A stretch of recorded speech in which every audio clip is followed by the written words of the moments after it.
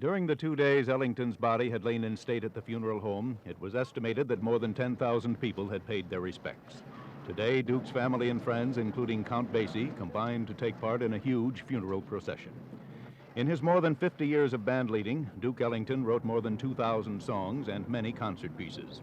As his coffin was placed inside the hearse, there was no music, just the sounds of murmuring, voices of the crowd gathered around, and some traffic. 4 flower cars and 23 limousines made up a cortege unlike any seen in many years in this city.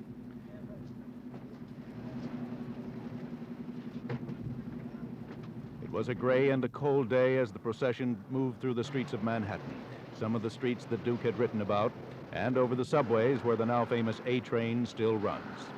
The cars passed through Harlem, where Duke made much of his music famous, including Let Me Off Uptown. Duke Ellington was born in Washington, D.C., but New York was his city during the late 20s and through the 30s, and his home was here. His recordings, films, and broadcast appearances, combined with his many concert tours throughout the world, brought him this country's highest peacetime honor, the Medal of Freedom.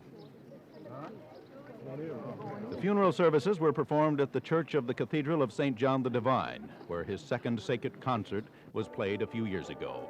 Inside, Ellington alumni and their families together. Some of the musicians had been with the Duke for decades. Ella Fitzgerald was there to sing In My Solitude and Nearer My God to Thee. Duke's son Mercer, now leader of the Ellington Orchestra, and the Duke's sister Ethel. Pearl Bailey was sent by President Nixon as his personal representative. In my solitude,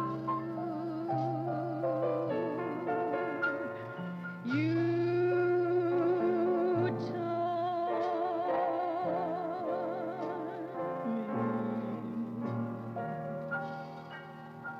with reveries of day.